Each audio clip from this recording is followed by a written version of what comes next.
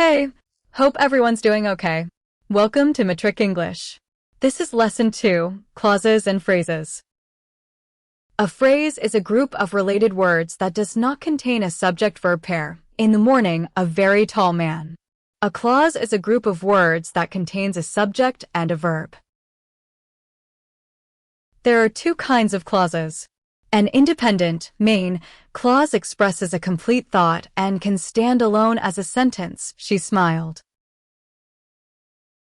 A dependent, subordinate, clause does not express a complete thought and cannot stand alone, because she was happy.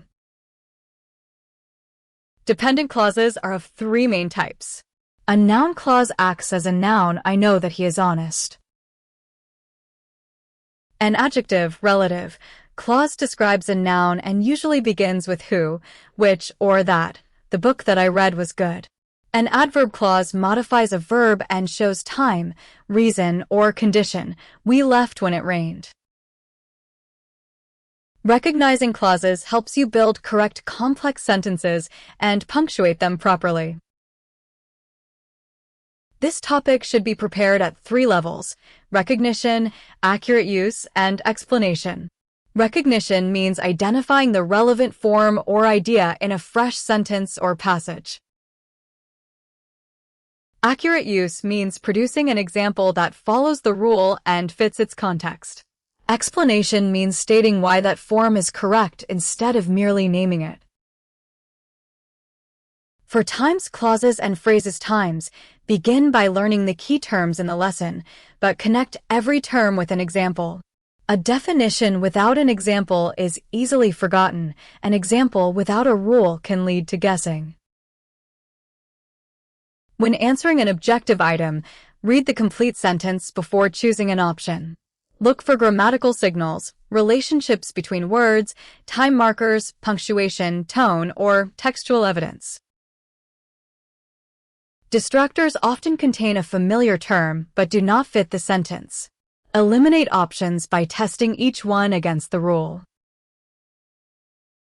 In correction and transformation tasks, preserve the original meaning, tense, person, number, and logical relationship unless the instruction specifically requires a change. Make a 3-column revision chart headed times term or rule times, times example times, and times reason times. Place the main ideas from this lesson in the first column. In the second, write an original example rather than copying the textbook. In the third, explain the feature that proves the example. Then alter one feature to make an incorrect example and correct it. This contrast helps with multiple choice questions and editing passages. For prose, poetry, comprehension, or composition topics, replace the rule column with times claim times, times evidence times, and times explanation times. A strong literature answer names the theme or technique, refers to a relevant event, image, word, or character action, and explains how that evidence supports the claim. A summary gives the main sequence in one's own words. It is not a list of disconnected details. A paraphrase restates the given lines faithfully without adding a new moral. A formal composition follows the required format, keeps a suitable tone, and develops each point in a separate, connected paragraph.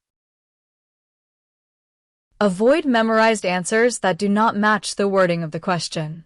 Do not confuse a definition with a purpose, a theme with a plot summary, or an example with an explanation. Check subject-verb agreement, tense consistency, pronoun reference, spelling, capitalization, and punctuation. In longer answers, use a direct opening sentence, 2 or 3 developed points, and a brief conclusion. Underline command words such as times identify times, times differentiate times, times explain times, times transform times, and times justify times because each requires a different response. Finally, practice this topic through retrieval. Close the lesson, write 5 key points, create 2 examples, and explain 1 common error. Compare your work with the lesson, correct it in another color, and repeat after a day. This method develops the precise, evidence-based writing expected in Cape K Matric examinations. Practice. Explain clauses and phrases as an exam topic. Include the main rule or idea, 2 accurate examples or textual details, and 1 common error to avoid. Answer. A strong response states the central rule or theme, supports it with 2 relevant examples or details, explains each example, and identifies a realistic error with its correction. Watch the numbers land in the matching symbols. Check that units cancel cleanly. If they do not, the setup is wrong even before the arithmetic. Practice. Why should a student use a rule example reason chart when revising clauses and phrases? Answer. It connects terminology with practical use and requires the student to justify an answer, improving recognition, correction, and written explanation. Watch the numbers land in the matching symbols. Check that units cancel cleanly. If they do not, the setup is wrong even before the arithmetic. That's all for clauses and phrases for now. Next lesson, we'll move on to modal verbs. Thanks for watching. See you then.